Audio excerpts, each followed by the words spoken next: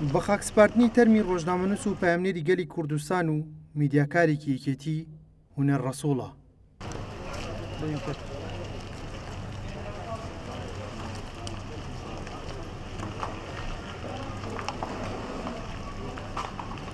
مەراسیمی ماڵئاوای ڕۆژنامەنووس و نووسەر و پامنێری چالاکی دەڤەری ڕاپەڕین لە ماڵەکەی خۆی ڕێکخرا. بۆ ئێمە قەت لەبیرمان ناچێ و کەلێنەکە بەداخەوە وەکو تێکۆڵێژەرێکی کەنج وەکو ڕاگەاندنکارێکی کەنج لەم منتیقەیە یعنی زۆر کەم تێکۆشەر و خەڵکی ڕۆژنامەنووسی بە توانای وەکو کاکونەر دروستە بن لە ماوەیەکی زۆر کەمەوە هەموو بوارەکانی کارکردن لە هەم لە ڕۆژنامەی کوردستانی لە بواری نووسین هەم لە بواری راپۆرتی تەلەڤیزیۆنیە، ینی زۆر کەس لە بای میدیا کە کارەکە تەخەسوس لە شوێنێکە بەڵام بەڕاستیە کاکە هونەر هەموو لە هەموو بوارەکانی ڕۆژنامەنووسیە کارێک کردووە بۆ ئێمەش وەکو مەکتەبی ڕاگەاندن وەکو هاوڕێکانی و هەڤاڵەکانی کۆسێکی زۆر ناخۆش بوو چونکە ئومێدێکی زۆرمان بە کاک هونەر هەبوو بەداخەوەتر بە قەدەر وا کەوتەوە کە دوێنێ لە ڕۆژی جیهانی لاوانە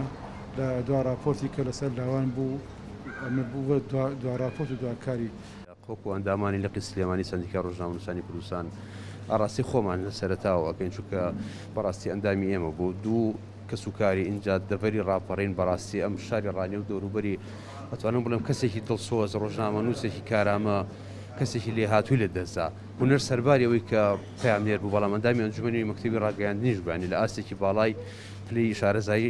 ڕۆژنامەنووسیا بوو دوو ئەم کوڕە چەندین ساڵە سەرقاڵی کاری ڕاگەیاندنانی بۆ حاڵەتێکی ئاواهی بەداخەوە کە لە پڕ بەجێمانێک هەڵێ لە کەسەرێکی ئاواهەیە کاتێک زانی من یەکشەمە پێکەوە سعاتێک زیاتر لە سعاتێک دانیشتیان یە کوڕ هیچ حاڵەتێکی نەحسابی و نەخۆشی دەکە لە پڕ بەجێ دێڵێ ئەندامێکی سەندیکا یان ڕۆژنامەنووسێک یا کەسێکی بلیمەت و لێ هاتوو نەکرد ئێمە وەکو سەندیکا نەکرد کەناڵێکی خۆی بگرە سەرجەم شارەکە دەڤەرەکە ناوچەکە بۆی نێگەرانە بێت. هونەر خۆشی کەچەنە تەمەنێکی کەمی هەبوویان بڵین گەنج بوو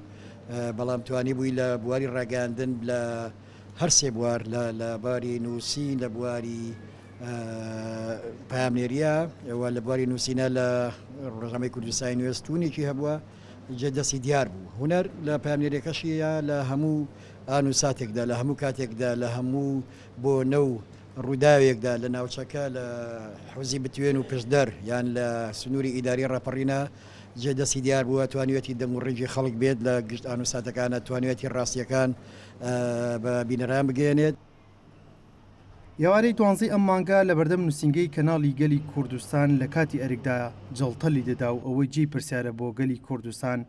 کە داوای ڕوونکردنەوە دەکات لە تەندروستی ڕانیە بە وتەی هاوڕێیانی نزیکەی 40 دقیقا لە نەخۆشخانە بووە و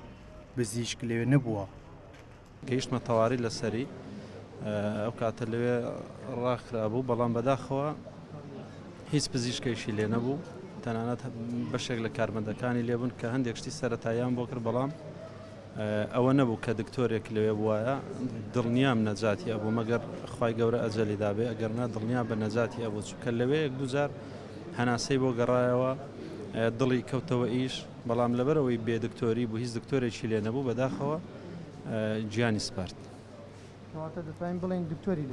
بەڵێ بە تاکید هیچ دکتۆرێکی لێ نەبوو. بەداخەوە دوێنێ دوانزەی هەشت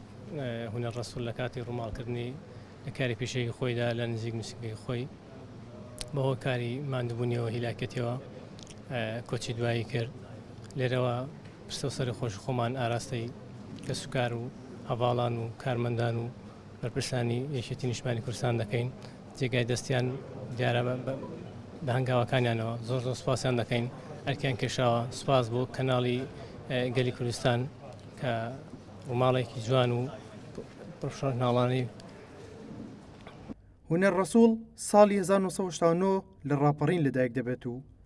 میدیاکارێکی چالاکی یەکێتی نیشتمانی کوردستان بوو نووسەر و ڕۆژنامەنووسێکی بەتوانا و قەڵەمێکی بێر و لە دەستدانیشی خەسارەتێکی گەورەیە بۆ بواری ڕۆژنامانی و هاوڕێ و هاوکارانی لە گەلی کوردستان. ئەحمەد ئیسماعیل گەلی کوردستان ڕانیە. بینەرانی ئازیز کۆتاییمان بەم دیدارە تایبەتە شێنە جارێکتر سوپاس بوو.